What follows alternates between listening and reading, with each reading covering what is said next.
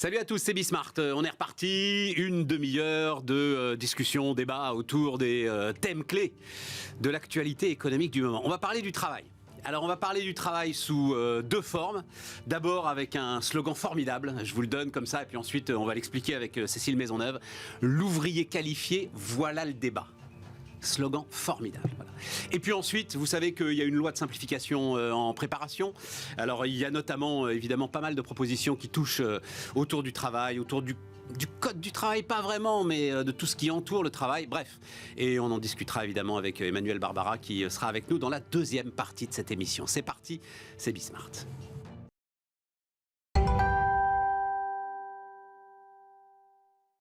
Et donc on démarre avec Cécile Maisonneuve. Bonjour Cécile. Bonjour. Présidente du cabinet Décisive. Et je vais vous lire, Cécile, une formidable tribune que vous avez écrite dans Les Échos. Alors, la France a besoin... Donc en fait, ce qui vous énerve, c'est les activistes qui mettent de la soupe sur les tableaux de maître, etc. Ok. Mais c'est derrière que c'est super intéressant. La France a besoin, non de jeunes qui annonnent sur TikTok des éléments de langage laborieux sur la désobéissance civile, mais d'une jeunesse qui s'engage dans les métiers de la transition, du soudeur à l'ingénieur, en passant par le fraiseur, le chaudronnier, etc. L'ouvrier qualifié, voilà le véritable allié du climat. Le débat public sur la transition énergétique fait la part belle aux gigantesques besoins en capitaux qu'elle requiert, mais reste trop discret sur ce volet de travail. Tout est dit. C'est même pas reste trop discret, c'est... Il n'existe pas. On n'en parle pas. On n'en parle pas. Non, on n'en parle pas. Alors que l'industrie, c'est des capitaux et du travail.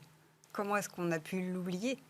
Et à la limite, si on en parle du travail, on va parler que de l'ingénieur. Ouais. Parce qu'on est en France, Ouais. tradition élitiste, pays d'ingénieurs, superbes écoles d'ingénieurs, on est d'accord. Mais où est l'ouvrier qualifié ? Ouais. Et moi, ce qui m'a intéressé, c'est que finalement, il a ressurgi dans le débat à un moment crucial. Vous vous rappelez, 2022, l'histoire des soudeurs, des soudures à faire sur les réacteurs nucléaires d'EDF. Et où étaient les soudeurs ? Et le voilà, l'ouvrier qualifié. Là, c'est de lui dont on avait besoin. L'ingénieur avait identifié le problème, on savait ce qu'il fallait faire. Mais où étaient ceux qui allaient le résoudre ? Ouais, c'est tout ça à le fait. sujet. Et ils étaient aux États-Unis.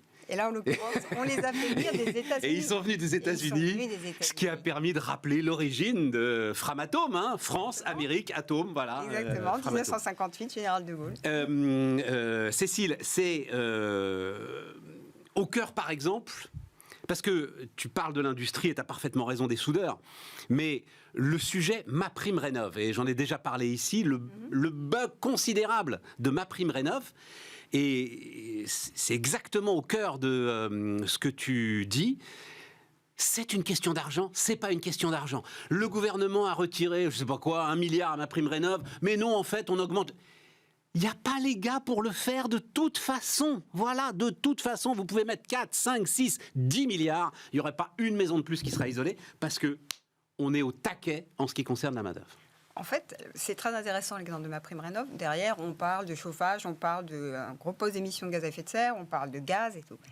Et aujourd'hui, un des métiers qui manque, parce qu'on peut parler de pénurie, il faut employer le mot, c'est frigoriste, c'est-à-dire ceux qui gèrent les réseaux de chaleur et de froid. Ça paraît incroyable, à un moment où on se dit que c'est absolument déterminant pour réduire nos consommations de gaz.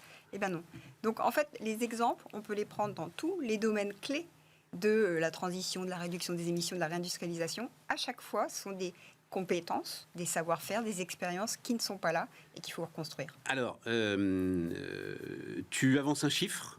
L'industrie en France devra créer 1,5 million d'emplois, c'est ça ? Dans les, j'ai pas noté, dans les 10-20 ans qui viennent ? Alors ça, c'était un chiffre qui avait été sorti en 2019 jusqu'à 2030, en fait. Ouais, jusqu'à 2030, voilà, c'est demain. Ça. Donc on est dans des ordres de grandeur gigantesques et la pénurie, elle est déjà là. Hein. Un rapport, c'est la Fabrique de l'Industrie qui a beaucoup travaillé sur le sujet et ils expliquaient que entre 2019 et 2022, déjà, il y a 60 000 emplois vacants dans l'industrie. On n'a jamais vu des taux pareils.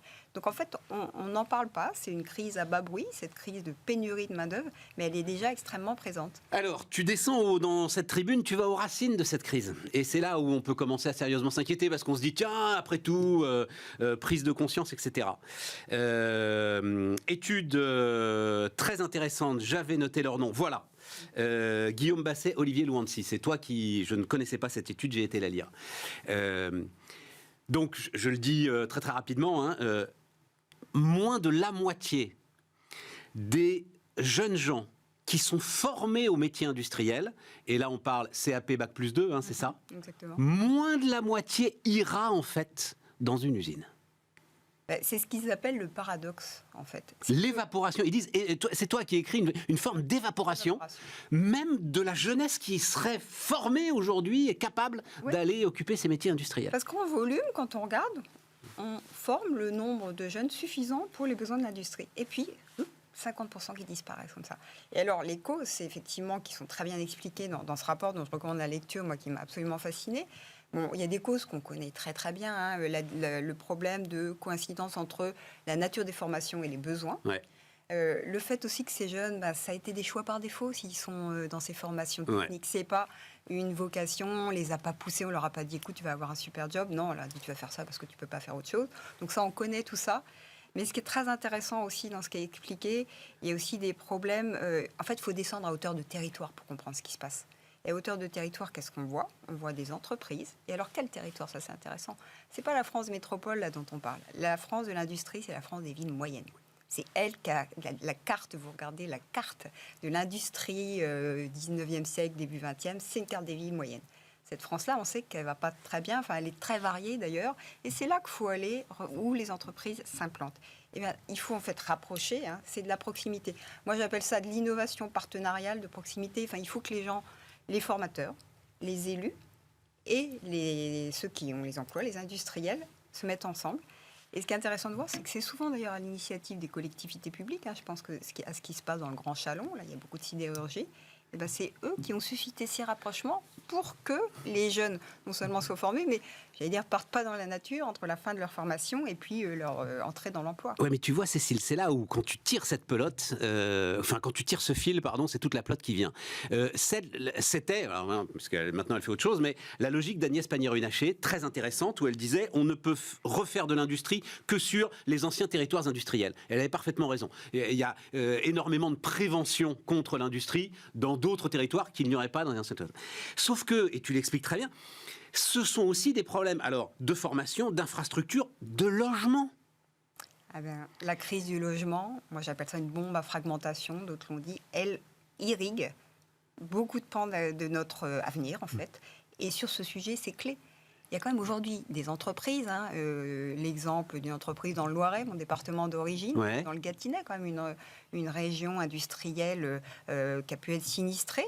Mais aujourd'hui, le chef d'entreprise construit des programmes de logement pour embaucher des apprentis. Oui, mais c'est très bien, mais il faut qu'ils puissent le faire. Et visiblement, c'est ce qui se passe aussi autour des nouvelles usines de batterie près de Dunkerque. Enfin, ils sont parfaitement conscients de la question du logement, mais la question du logement, je presque envie de dire du logement le plus simple possible, parce qu'on parle de ces étudiants, de ces apprentis, etc. Il faut bien qu'ils se trouvent à se loger là où ils doivent apprendre et près de l'usine dans ce cluster que tu décris. Exactement, c'est tout de suite maintenant, donc ça veut dire beaucoup de recyclage de l'existant, parce qu'il y a des logements vacants. Mais ce sont des investissements, c'est-à-dire porter les projets. Enfin bref, c'est toute une logistique qui doit se mettre en place. On pourrait ajouter dans le genre aussi, frein bloquant, le permis de conduire. Aujourd'hui, la maintenance d'éoliennes dans le Nord, ils ont du mal à trouver des gens pour la faire parce que c'est dans des régions où il faut pouvoir aller se déplacer et ils ne trouvent pas les jeunes pour le faire. Permis de conduire, c'était, on s'en souvient, Macron 2015. Donc les tout débuts, le déverrouillage de l'économie, c'est les bus et le permis de conduire. Exactement. Il avait quelque chose là. Pouvoir se et visiblement, il s'est arrêté au milieu du gué sur ces histoires-là quand même. Oui, alors que ça reste un sujet. Quand on regarde les statistiques des jeunes pour aller en formation, en emploi, qui ne peuvent pas y aller parce qu'ils ne peuvent pas se déplacer, on est sur des chiffres impressionnants. Alors, et puis il faut poser la question des filles. Et tu poses la question des filles. C'est-à-dire, alors je ne sais plus, tu as les chiffres en tête sur aujourd'hui les emplois industriels. Alors, combien sont occupés par des jeunes filles ? Alors, moi, on peut citer plein de chiffres qui convergent tous dans le même sens. Je vais citer par exemple, aujourd'hui, dans les écoles d'ingénieurs, il y a 29% de filles. Les écoles d'informatique, on est à 9%. Il y a 86% de filles dans les études paramédicales ou de services. Donc, on a un énorme problème. Et le problème, c'est qu'il a été aggravé par la fameuse réforme Blanquer du bac, où il y a eu ces options qui ont été créées. Et les filles ne choisissent pas les maths. Et moins encore l'option maths renforcée, plus de 6 heures de maths. Là, l'effondrement en 2 ans, parce que tout ça, ça va très vite, c'est moins 68% de filles. Oui, mais Cécile, c'est là où tu peux pas dire que c'est la réforme qui a provoqué ça. Non, Parce que cette question, j'en parle depuis 15 ans. Je me souviens d'Anne Lauvergeon à l'époque où c'était Anne Lauvergeon regnante, voilà, à l'époque où vraiment elle rayonnait sur l'industrie, elle en avait fait un de ses combats prioritaires. Oui. Je me souviens, alors à l'époque où j'étais à BFM Business, il y a, alors j'espère qu'il existe toujours, un concours du meilleur soudeur de France.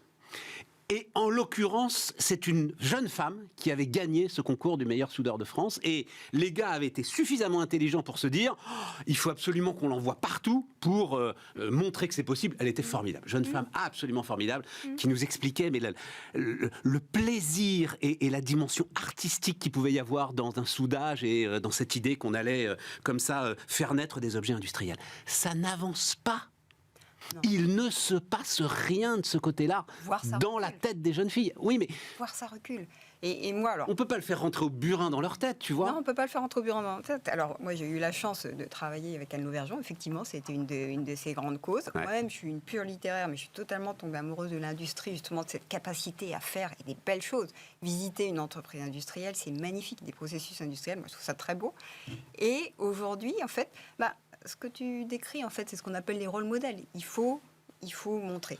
Et c'est intéressant parce qu'à la suite de cette tribune... Ça fait 20 ans qu'on dit ça, les rôles modèles, ils sont à la retraite aujourd'hui. Oui, mais à la suite de cette tribune, moi, j'ai des responsables d'établissement, par exemple, une responsable d'un collège de jeunes filles qui m'a dit « Mais venez parler à nos troisièmes, venez leur parler, parce que quand elles lisent une tribune, c'est pas parlant, mais venez leur expliquer pourquoi vous écrivez ça. » Et je pense qu'il faut y aller. Oui, il faut aller se déplacer. Alors, c'est un travail de titan, de fourmi, on peut dire ce qu'on veut. Oui, tout à fait. Ouais. Mais c'est vrai que les croyances autolimitantes, on ne va pas refaire le débat, il y a tout un tas de facteurs qui expliquent qu'aujourd'hui, les filles ne se sentent pas ou ne sont pas poussées, enfin bref, sont bloquées de tous les côtés pour aller vers ces carrières-là. Et ce qui est terrible, moi, ce qui m'anime aussi, c'est que derrière, c'est parce que être ouvrier qualifié, c'est quoi ? C'est la capacité de progresser dans la carrière, de progresser dans le salaire. C'est un parcours professionnel, un parcours résidentiel.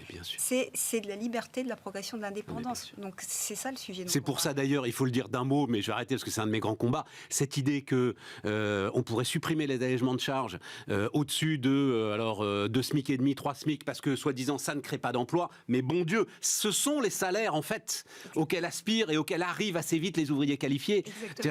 C'est certainement pas le moment de supprimer la moindre incitation qui soit autour de... Être ouvrier qualifié, c'est choisir une dynamique. Il ne faut pas casser cette dynamique. Exactement. En fait. Bon, mais je reviens aux filles. Il y a un point quand même, c'est vrai qu'il est revenu régulièrement, notamment sur l'apprentissage. C'est tout con, c'est tout bête, mais dans l'usine, on n'a pas prévu de vestiaire, par exemple, pour les filles. Il n'y a pas de casier particulier pour les filles. Ça, c'est quelque chose évidemment à mettre en place. Mais je ne pense pas que ce soit la racine du malaise. C'est pas la racine, mais en fait, c'est comme tous ces sujets très compliqués à traiter parce que les causes sont multiples. Il y a des choses aussi qui se jouent dans les représentations et ça a changé les représentations, c'est très dur. Mais moi, je pense que c'est pas pour autant effectivement qu'il faille renoncer parce que aussi, ne serait-ce que pour le bien du pays, au-delà du bien-être de chacune des personnes, c'est que c'est se priver quand même de la moitié du vivier de recrutement à un moment où d'ores et déjà la pénurie est là. Donc on peut juste pas se le permettre en fait. Alors Framatome, j'ai appris ça hier et ils m'ont donné l'autorisation de le raconter. Framatome est en train d'utiliser l'intelligence artificielle pour essayer de dégenrer ses offres d'emploi. Notamment soudeurs, chaudronniers, enfin bref, c'est de l'industrie lourde évidemment, Framatome. Donc la machine, on sait comment elle fonctionne, générative évidemment, qui va puiser dans tout ce que les jeunes femmes ou les femmes qui travaillent chez Framatome, parce qu'il y en a, disent sur l'entreprise, pour essayer de trouver des arguments qui parle aux jeunes filles et qui parle aux jeunes femmes. Je ne sais pas ce que tu penses de cette démarche, mais... moi, pure littéraire que je suis, même si je défends les maths et l'industrie, je trouve que travailler sur les mots, c'est très important pour attaquer précisément ce sujet des représentations et en fait, des messages sous-jacents qui sont passés quand on parle à une jeune fille de son avenir, de sa carrière et de ses carrières scientifiques. Donc je pense que c'est une très bonne intelligence, une très bonne solution. Puis après tout, on ne l'a pas encore essayé, donc ne nous en privons pas, surtout Exactement. Pas. C'est ce qu'il dit. Allez, vas-y, si toi t'es capable. C'est ce qui se dit d'ailleurs dans beaucoup d'entreprises autour de l'IA, c'est tiens, nous on n'y arrive pas, vas-y, alors montre-nous ce que tu sais faire. Merci Cécile. L'ouvrier qualifié, donc, voilà le débat et je suis ravi de l'avoir posé avec vous aujourd'hui sur Bismart. Allez, on parle simplification maintenant.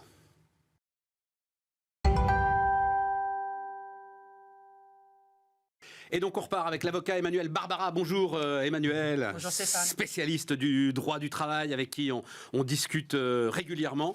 Et donc tu te penches sur ce qui pourrait être la loi Pacte 2, hein, la future loi de simplification. D'ailleurs, au jour où on enregistre, tu vas voir, ça va pas te rassurer. Bruno Le Maire donne une interview au quotidien Le Monde et il parle de perspective 2032. Le quotidien Le Monde lui rappelle quand même innocemment, mais vous ne serez plus là en 2032, monsieur le maire. C'est pas grave, je suis volontariste. Bon, ce chiffre, j'imagine qu'il est évidemment certifié. Le nombre de mots par loi entre 2002 et 2021 est passé de 322 000 à 591 000. Je dois avouer que je ne me suis pas livré à ce contrôle. Mais c'est une donnée qui figure en bonne place dans ce fameux rapport de l'Assemblée nationale. Et désormais, il y a des mécaniques pour le faire, mais je suis certaine que c'est vrai. Parce que le ressenti façon météo, que je suis en tant qu'usager des règles de droit, c'est qu'on est incapable d'écrire des lois autrement que bavardes. Ouais. Bruno Le Maire dit dans cette interview au Monde, le code du commerce, personne n'est en mesure de le connaître. T'es d'accord avec ça? Et donc il dit tout le monde ignore la loi. Voilà, c'est une manière de dire très joliment ce point que j'aurais tendance à appliquer également à mon code à moi, mon web du travail, en fait.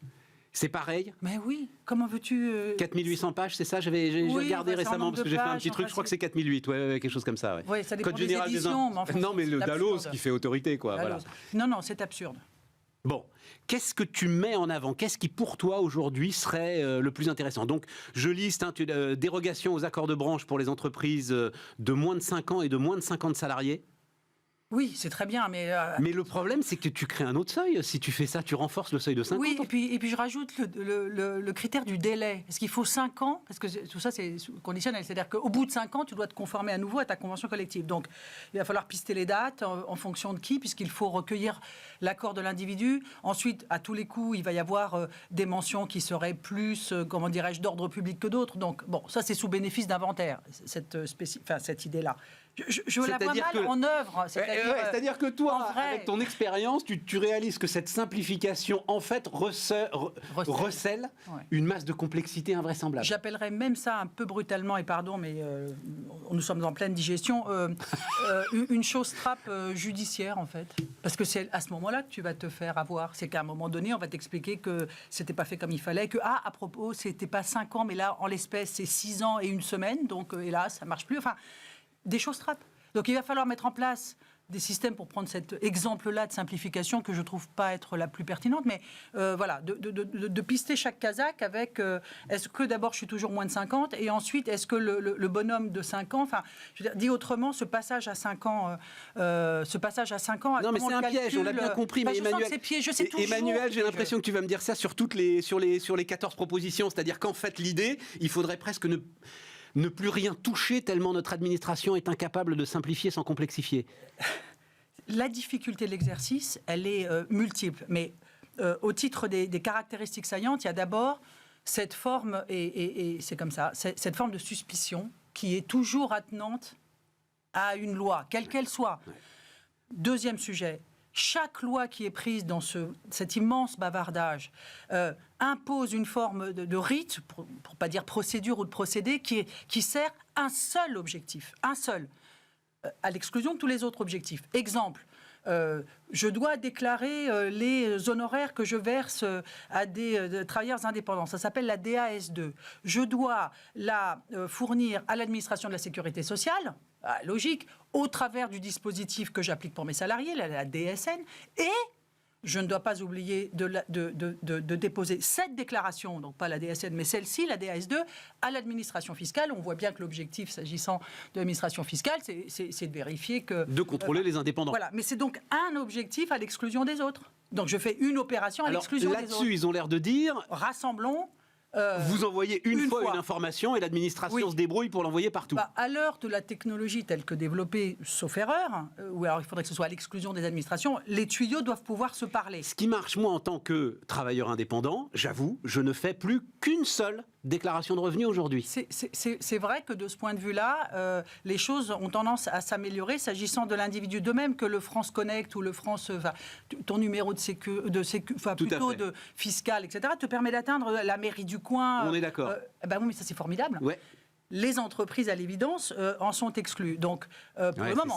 C'est ça. Et donc, au titre des choses pénibles, ce sont les obligations légales qui incombent aux entreprises de bien vouloir répondre à des obligations d'enquêtes diverses administratives, à défaut de quoi, sanctions pénales et autres amendes. Donc, tu dois répondre des tas de critères que l'administration, quelque part, sait. Le nombre de salariés, je ne sais pas quoi, l'évolution de telle ou telle chose. Mais il y a énormément d'informations qui est connue dans les tuyaux. Donc l'idée, c'est qu'ils vont parvenir sans doute à améliorer le dispositif, au point d'ailleurs que pour les déclarations fiscales individuelles, elles sont pré-remplies. Oui. Donc cette idée de pré-remplissage, c'est une excellente nouvelle. Mais dans le fond, c'est un allègement, j'allais dire, naturel. Enfin, on ne va pas tomber dans les pommes d'ébahissement. On est d'accord. Enfin, je veux dire, je ne peux pas. Là, je n'y arrive pas. On est d'accord. Attends, dans cette histoire-là, il y a un truc, moi, qui me terrifie. En tant que chef d'entreprise, je le dis, de petit patron, là, comme ça. C'est cette histoire de silence vaut autorisation. Mais je suis désolé, moi je veux que l'administration me réponde. Et si elle n'est pas foutue de me répondre, alors qu'elle supprime le décret qui m'impose de lui poser cette question. Ce silence vaut autorisation, moi je crois, enfin je ne sais pas comment vous le ressentez vous, mais moi ça me terrifie. Je ne veux pas que l'administration reste silencieuse quand je sais le pouvoir qu'elle a de me détruire. Oui, j'entends bien, mais ça a été un dispositif que de transformer l'adage selon lequel le silence vaut refus. Ouais. L'avoir transformé, dans certains cas et pas dans tous, c'est en cela qu'il faut suivre l'actualité.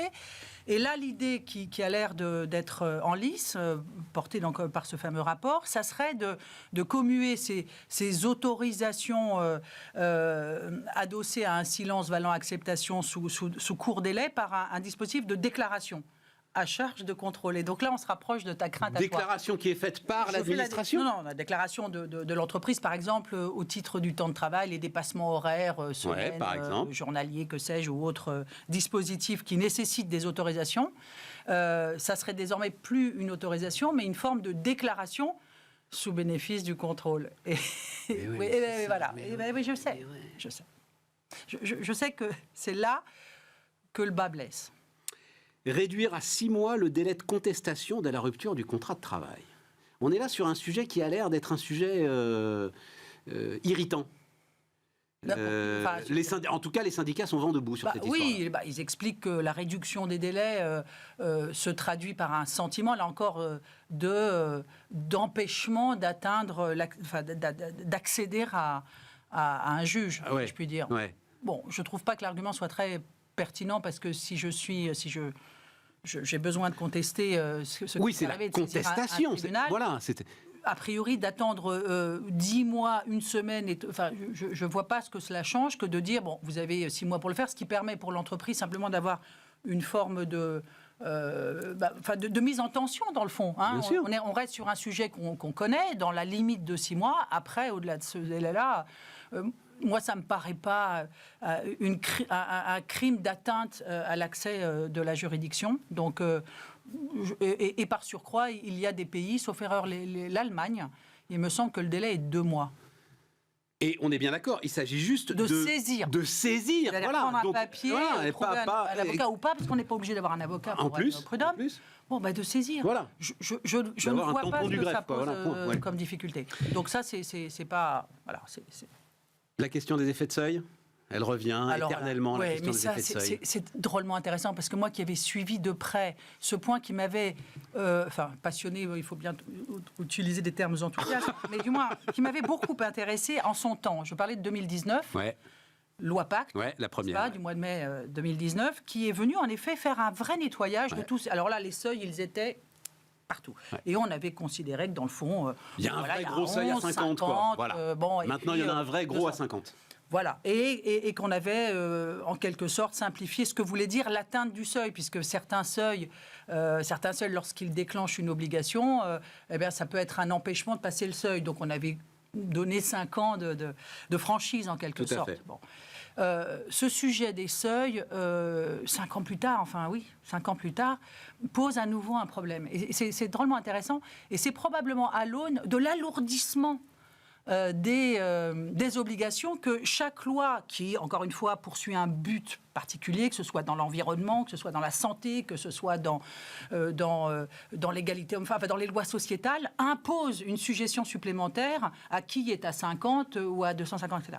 Et donc, cette idée de dire, mais là, c'est pas possible, c'est trop lourd, c'est que on finit aujourd'hui par considérer qu'une entreprise de 50 salariés, étant précisé que 50 ne se calcule pas pareil dans le code de commerce, dans le code de la Sécu, dans le code du travail, même si on a déjà fait Donc une entreprise de 50 salariés se trouve face à des obligations absolument hallucinantes. C'est dingue. J'en avais pas conscience en fait. Ah non, mais je dois reconnaître que j'ai regardé avec intérêt le point qu'ils font sur la BDSE, toujours dans ce rapport. Et dans ce point-là, je suis allée regarder par curiosité. La BDSE d'un mot, c'est envoyer à l'administration l'état exact de vos effectifs. Non, ce sont des informations qui sont dues 2 ans plus tôt et 3 ans à venir. 3 ans à venir, on ne sait pas déjà ce qu'on veut faire dans 3 mois. Que l'entreprise sur les effectifs à son comité.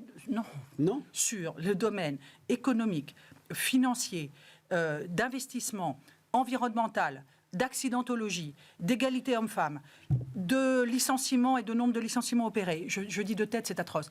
Je suis en train d'en rater encore. Vas-y, parce que le temps. Tu as quelque chose comme 4 pages en papier Bible, écrit tout petit, comme tu le sais, chez Dalloz, pour une entreprise de 50, et à 250, on passe à 9 pages de ce même traitement, de liste d'informations qui, tiens-toi bien, 2 ans plus tôt, et avec une projection sur 3 ans, sur les effectifs, sur combien de CDD, sur combien d'handicapés, sur combien...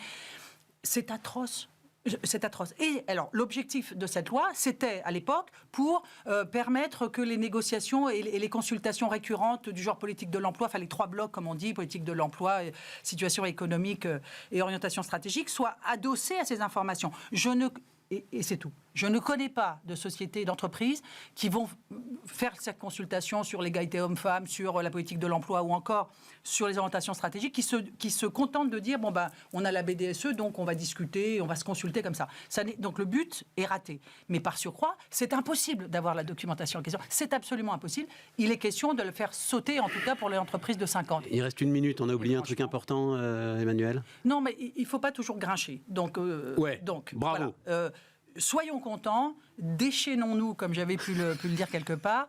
C'est une occasion magnifique et ça nous fait du bien de respirer en dehors de nos corsets. Bon, parfait. Voilà une magnifique chute. Merci Emmanuel. Je rappelle, mais vous pouvez aller la retrouver d'ailleurs, l'interview qu'on avait faite de Guillaume Poitrinal, qui avait été en son temps